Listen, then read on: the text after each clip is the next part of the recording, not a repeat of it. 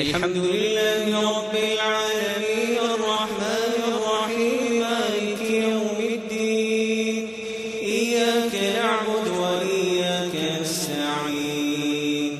اهدنا الصراط المستقيم صراط الذين أنعمت عليهم غير المغضوب عليهم ولا الضالين آمين. والسماء ذات البروج واليوم الموعود وشاهد ومشهود قتل أصحاب الأخدود النار ذات الوقود إذ هم عليها قعود وهم على ما يفعلون بالمؤمنين شهود وما نقموا منهم إلا أن يؤمنوا بالله العزيز الحميد الذي له ملك السماوات والأرض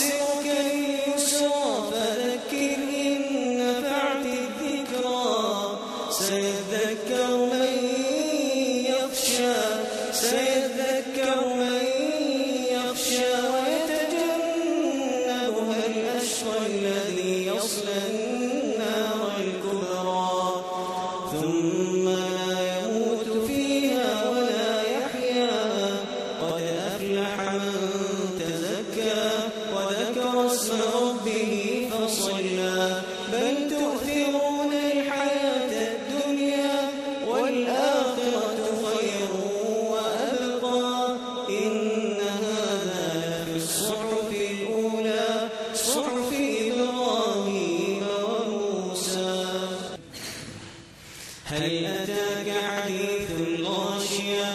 وجوه يومئذ خاشعة عاملة ناصبة تصلى نارا حامية تسقى من عين آنية ليس لهم طعام إلا من ضريع لا يسمن ولا يغني من جوع وجوه يومئذ ناعمة لسعيها راضية في جنة عالية لا تسمع فيها لاغية فيها عين جارية فيها سرر مرفوعة وأكواب موضوعة ونمارق مصفوفة وزرابي مبثوثة أفلا ينظرون إلى الإبل كيف خلقت وإلى السماء كيف رفعت وإلى الجبال كيف نصبت وإلى الأرض كيف سطحت فذكر إنما أنت مذكر لست عليهم بمسيطر إلا من تولى وكفر فيعذبه الله العذاب الأكبر إن إلينا إيابهم ثم إن علينا حسابهم والفجر وليال عشر والشفع والوتر والليل إذا يسر هل في ذلك قسم لذي حجر ألم تر كيف فعل ربك بعاد إرم ذات العماد التي لم يخلق مثلها في البلاد وثمود الذين جابوا الصخر بالواد وفرعون ذي الأوتاد الذين طغوا في البلاد فأكثروا فيها الفساد فصب عليهم ربك سوط عذاب إن ربك لبالمرصاد فأما الإنسان إذا ما ابتلاه ربه فأكرمه ونعمه فيقول ربي أكرمن وأما إذا ما ابتلاه فقدر عليه رزقه فيقول ربي أهانن كلا بل لا تكرمون اليتيم ولا تحاضون على طعام المسكين وتأكلون التراث أكلا لما وتحبون المال حبا جما كلا إذا دكت الأرض دكا دكا وجاء ربك والملك صفا صفا وجيء يومئذ بجهنم يومئذ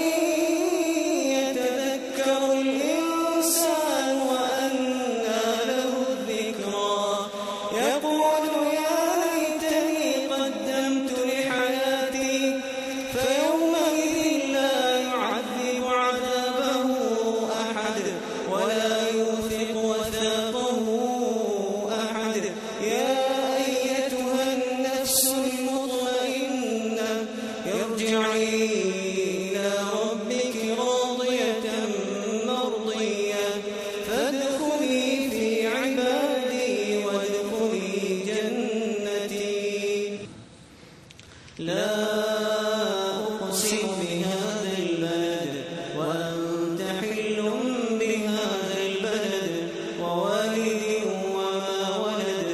لقد خلقنا الإنسان في كبد أيحسب أن لن يقدر عليه أحد يقول أهلكت مالا لبدا أيحسب أن لم يره أحد ألم نجعل له عينين ولسانا وشفتين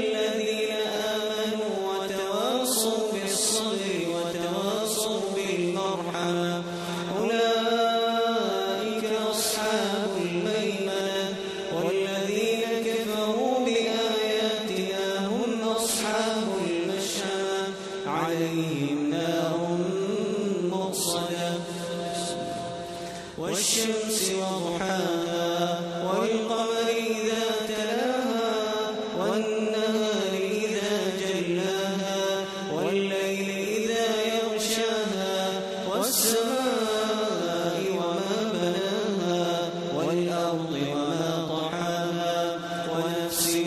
وما سواها فألهمها فجورها وتقواها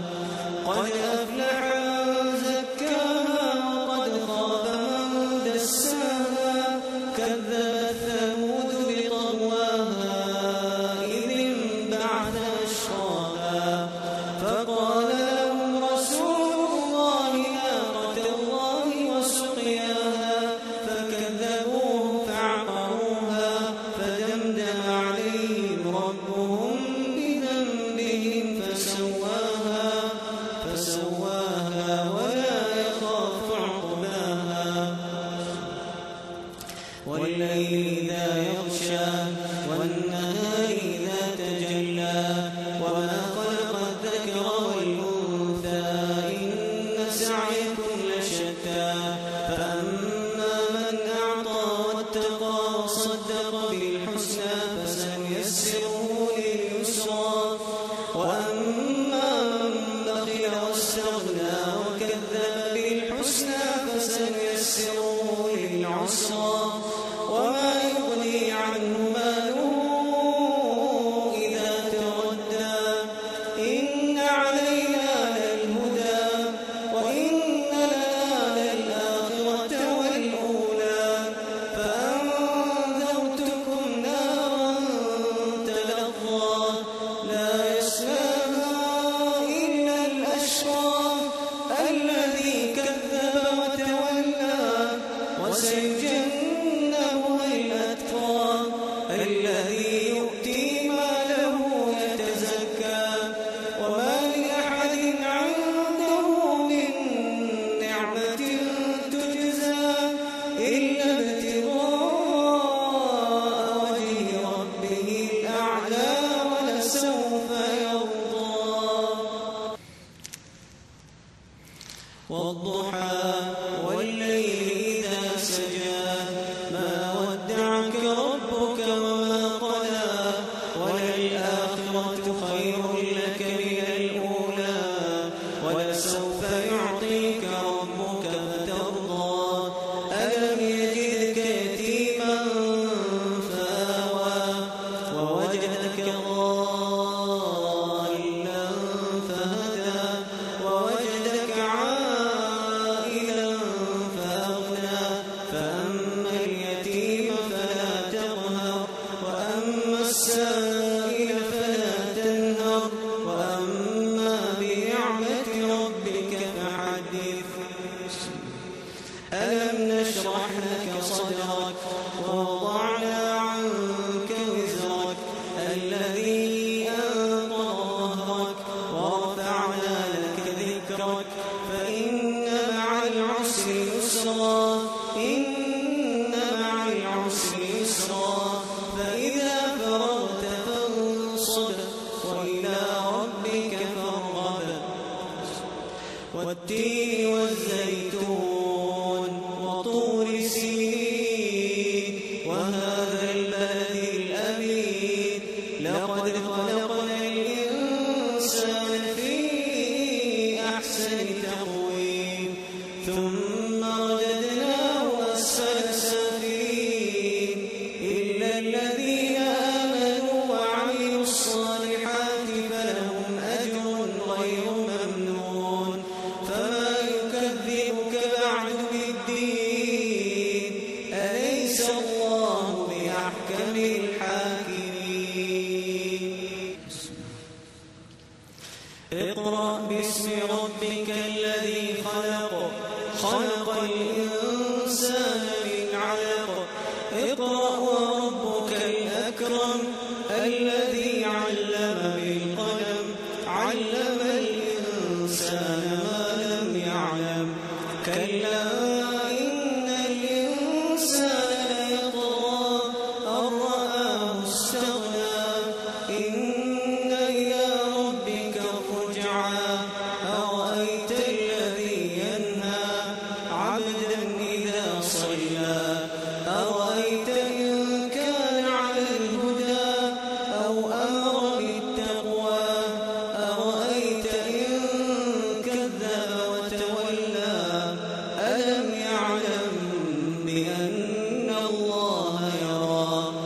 كلا لئن لم ينته لنسفعا بالناصية ناصية كاذبة خاطئة فليدع ناديه سندع الزبانية كلا لا تطعه واسجد واقترب إنا أنزلناه في ليلة القدر وما أدراك ما ليلة القدر ليلة القدر خير من 1000 شهر تنزل الملائكة والروح فيها بإذن ربهم من كل أمر سلام هي حتى مطلع الفجر لم يكن الذين كفروا من أهل الكتاب والمشركين منفكين حتى تأتيهم البينة رسول من الله يتلو صحفا مطهرة فيها كتب قيمة وما تفرق الذين أوتوا الكتاب إلا من بعد ما جاءتهم البينة وما أمروا إلا ليعبدوا الله مخلصين له الدين حنفاء ويقيموا الصلاة ويؤتوا الزكاة وذلك دين القيمة إن الذين كفروا من أهل الكتاب والمشركين في نار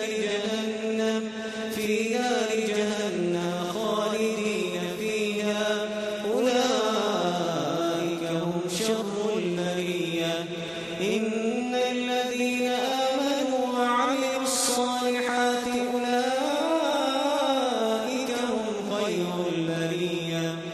جزاؤهم عند ربهم جنات عدن تجري من تحتها الأنهار خالدين فيها أبدا رضي الله عنهم ورضوا عنه ذلك لمن خشي ربه إذا زلزلت الأرض زلزالها وأخرجت الأرض أثقالها وقال الإنسان ما لها يومئذ تحدث أخبارها بأن ربك أوحى لها يومئذ يصدر الناس أشتاتا ليروا أعمالهم فمن يعمل مثقال ذرة خيرا يره ومن يعمل مثقال ذرة شرا يره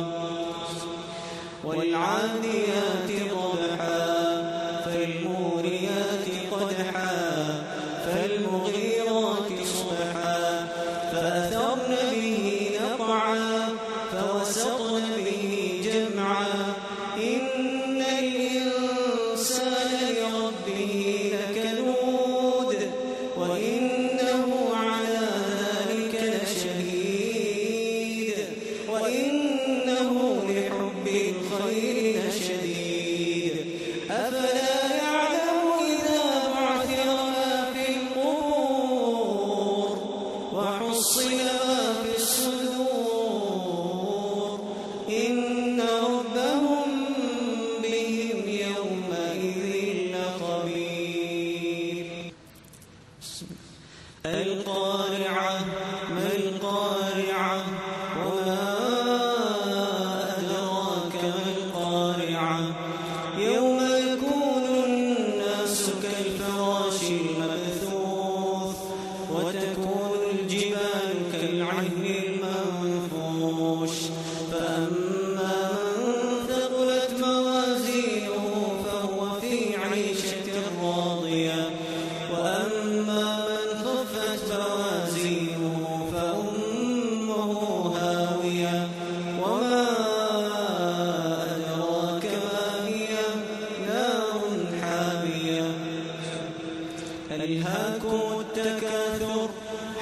حتى زرتم المقابر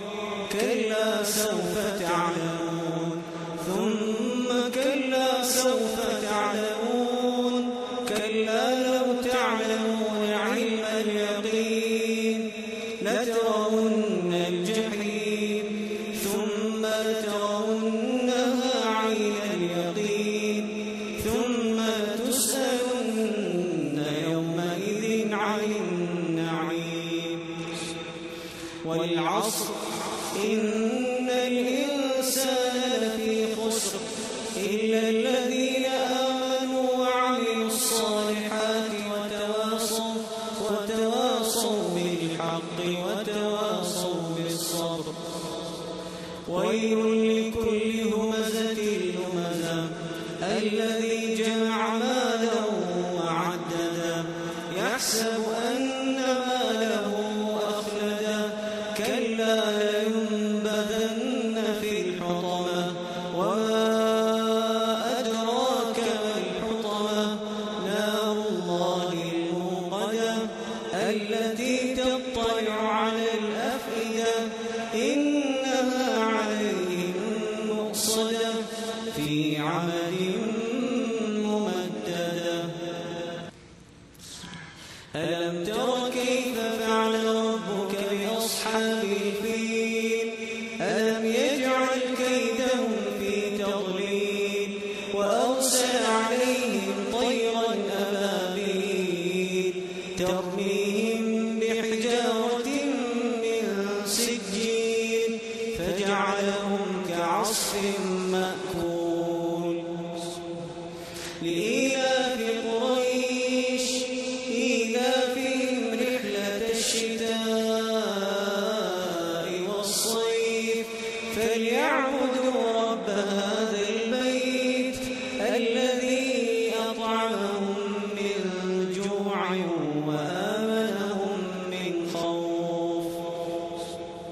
أرأيت الذي يكذب بالدين فذلك الذي يدع اليتيم ولا يحض على طعام المسكين فويل للمصلين الذين هم عن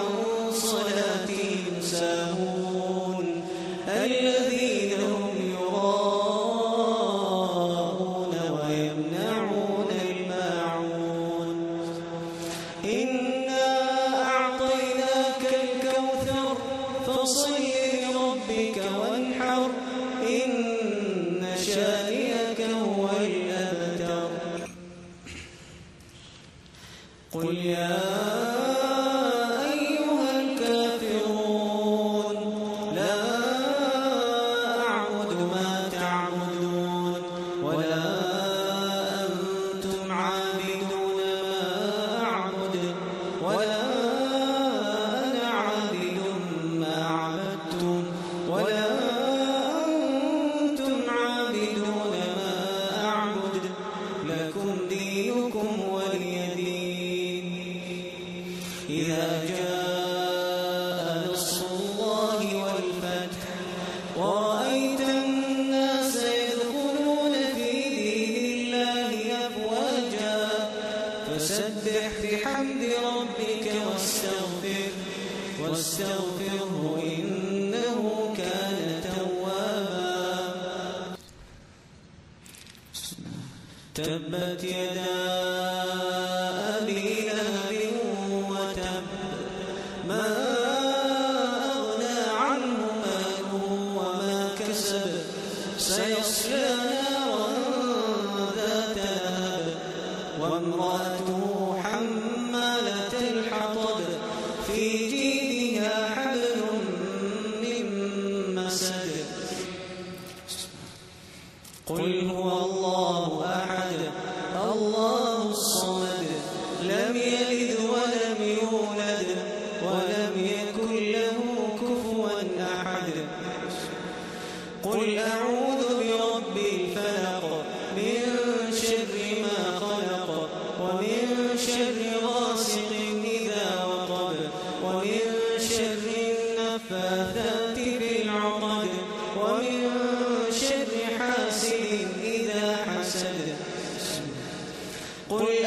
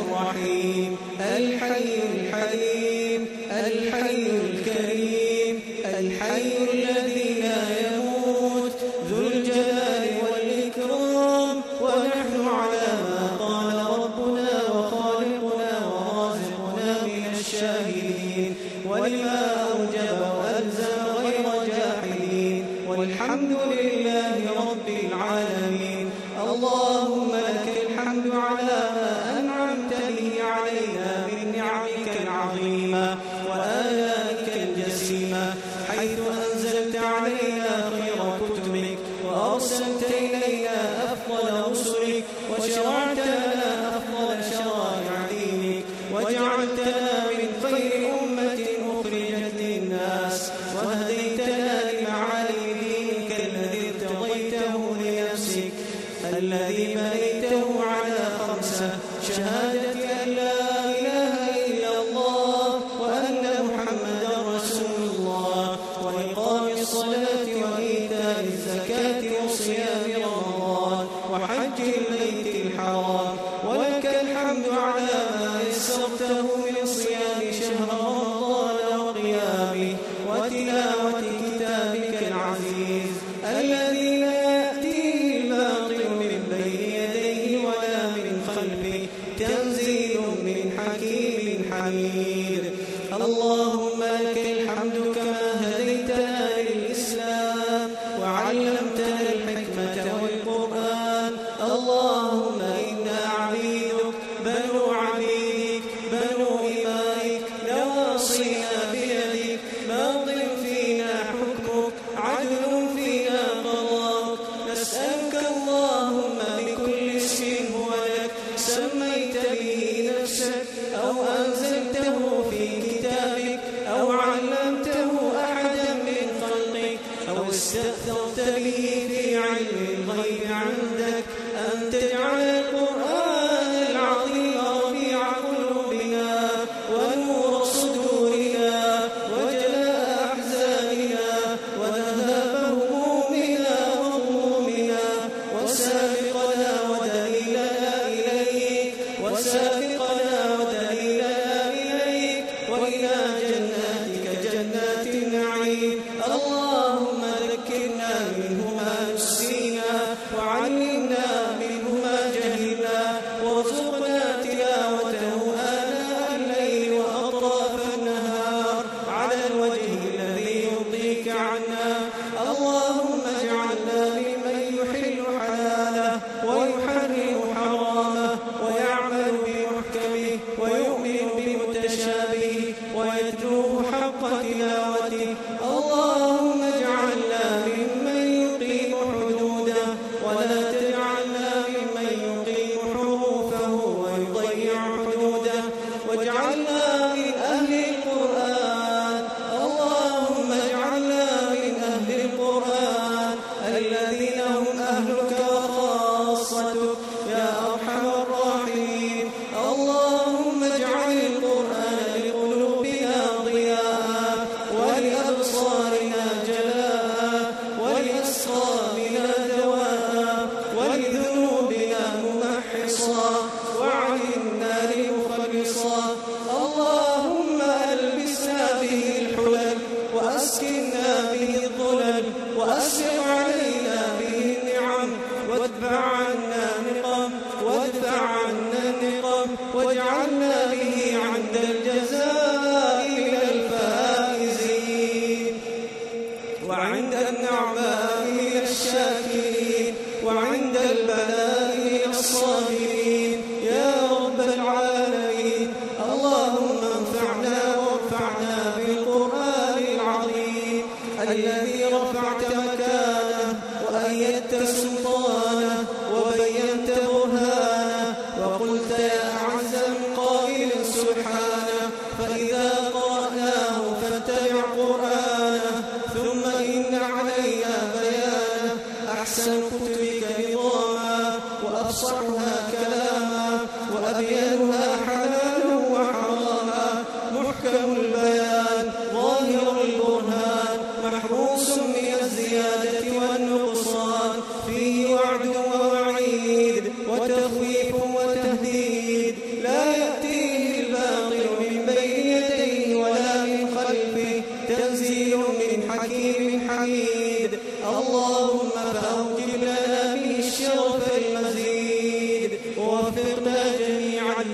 والعمل الصالح الرشيد. اللهم اجعلنا بتلاوة كتابك منتفعين، وإلى لذيذ خطابه مستمعين، ولأوامره ونواهيه خاضعين، وعند ختمه من الفائزين، وعند ختمه من الفائزين، ولثوابه حائزين، ولك في جميع شهورنا ذاكرين، ولك في جميع أمورنا راجين. اللهم فاغفر لنا في ليلتنا هذه أجمعين. اللهم اغفر لنا في ليلتنا هذه أجمعين، وهب المسيئين منا للمحسنين يا أرحم الراحمين. اللهم ما قسمت في هذه الليلة الشريفة المباركة من خير وعافية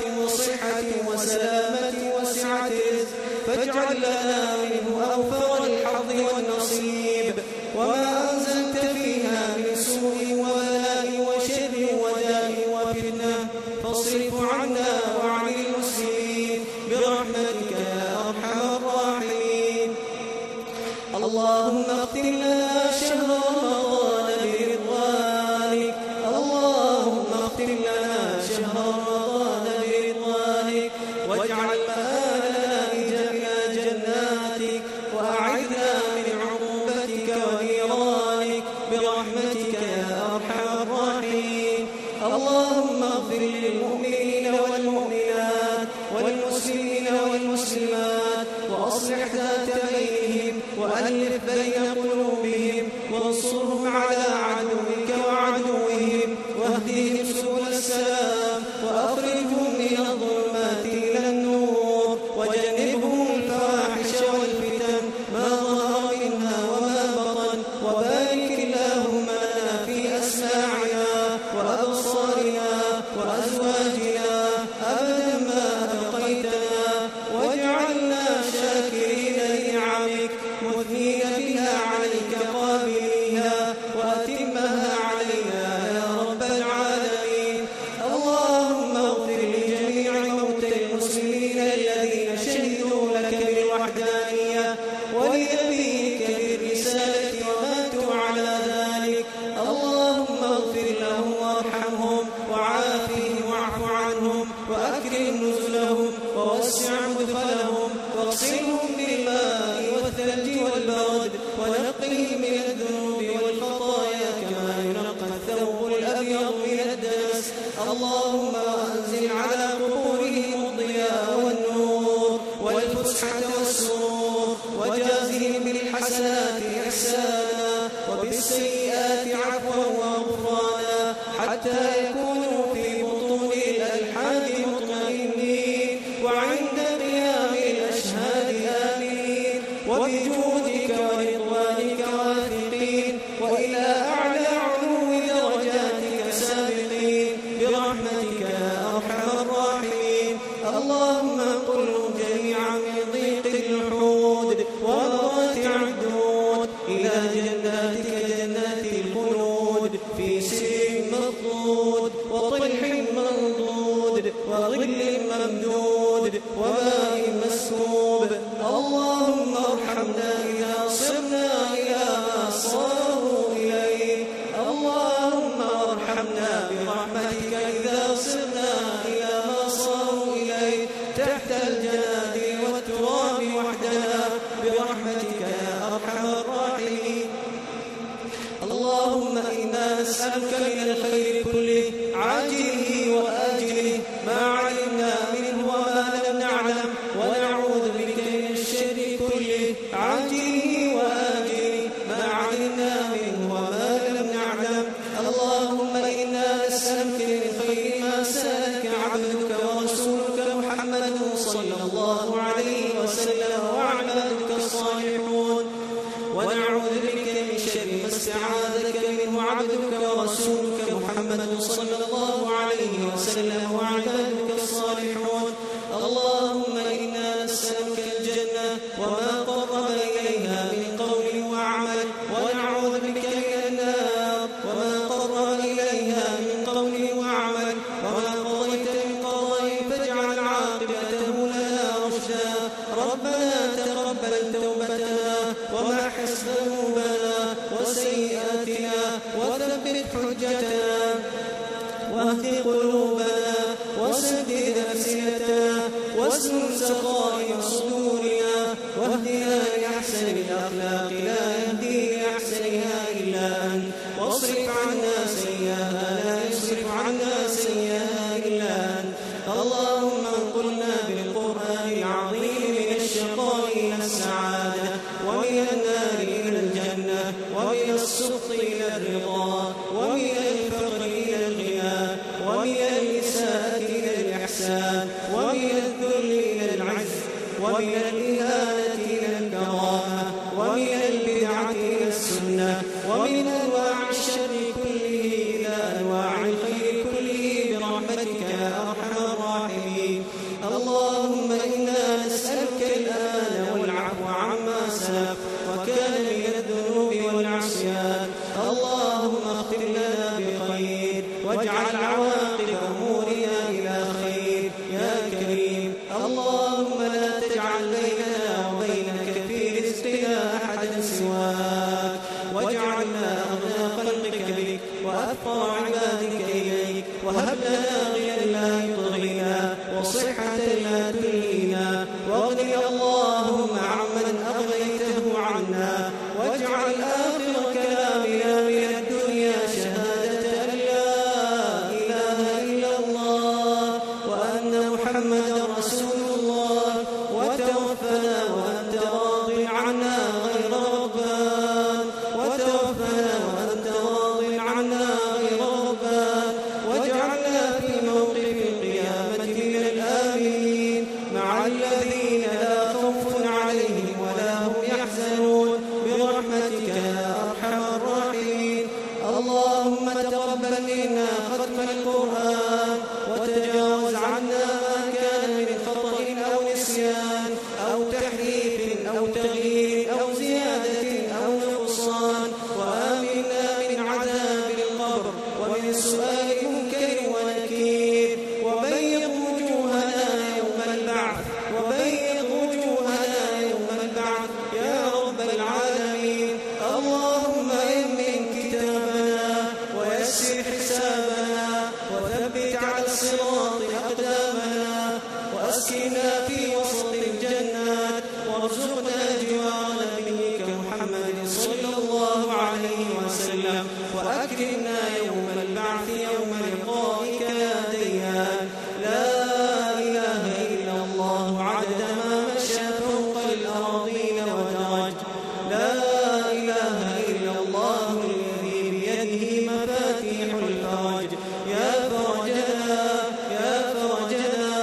يا فرجنا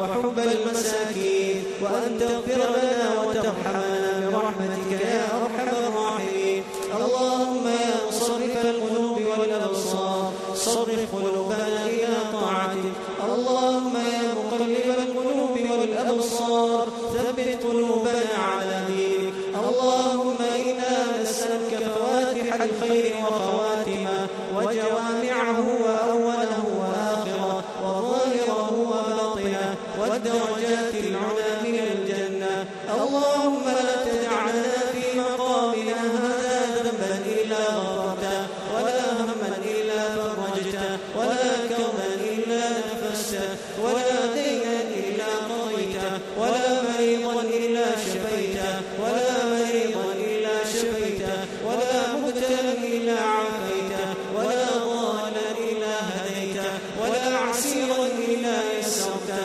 ولا ميتا إلا رحمته، ولا باغيا إلا قطعته، ولا حاجة من حوائج الدنيا والآخرة هي لك رضا ولنا فيها صلاح إلا أعنتنا على قضائها ويسرتها برحمتك يا أرحم الراحمين. اللهم لا تفرق جمعنا هذا إلا بذنب مغفور وسعي مشكور وعمل صالح مبرور وتجارة لم تبور يا غفور يا ودود. اللهم اجعل ختمتنا هذه ختمة مقبولة مباركة يا رب العالمين. اللهم اغفر لنا ولآبائنا وأمهاتنا وذوي أرحامنا ومن أوصانا بالدعاء ومن أوصيناه بالدعاء ومن أحبنا فيك ومن أحببناه فيك، من كان منهم ميتا ومن كان منهم حيا برحمتك يا أرحم الراحمين. ربنا ظلمنا أنفسنا وإن لم تغفر لنا وترحمنا لنكونن من الخاسرين. ربنا اغفر لنا ولإخواننا الذين سبقونا بالإيمان ولا تجعل في قلوبنا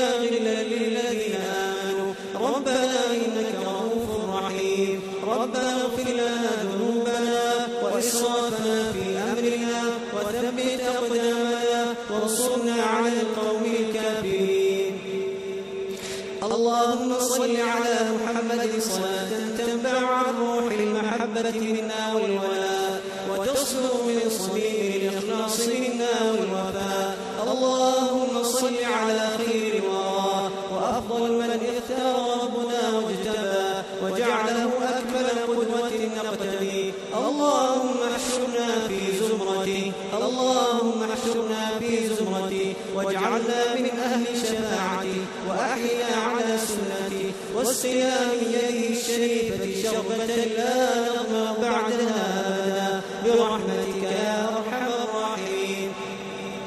اللهم كن لإخواننا المستضعفين في سوريا وكلهم في بورما وكلهم في فلسطين. اللهم قو عزائمهم وسدد سهامهم وعجل بنصرهم وفرجهم وعجل بنصرهم وفرجهم يا فارج الهم ويا كاشف الغم مجيب دعوة المضطرين مجيب دعوة المضطرين رحمن الدنيا والآخرة ورحيمهما. ارحمنا وارحم إخواننا رحمة تغنيهم بها عن رحمة من سواك يا رب العالمين. اللهم عليك بطاغية الشام وأعوانه، اللهم وأرنا بهم عجائب قدرتك يا قوي يا عزيز يا جبار يا منتقم. انتقم من الظالمين أجمعين وأهلك أحزاب الباطل أجمعين. اللهم وزلزل الأرض من تحت أعدائهم إنك على كل شيء قدير وبالإجابة جدير. ربنا تقبل منا صيام رمضان وقيامه، ربنا تقبل منا صيام رمضان وقيامه واجعل مآلنا إلى خير يا رب العالمين. اللهم أعز الإسلام والمسلمين وأذل الشرك والمشركين ودمر أعداء الدين وانصر عبادك الموحدين. اللهم انصر من نصر الدين واخذل اللهم من خذل الإسلام والمسلمين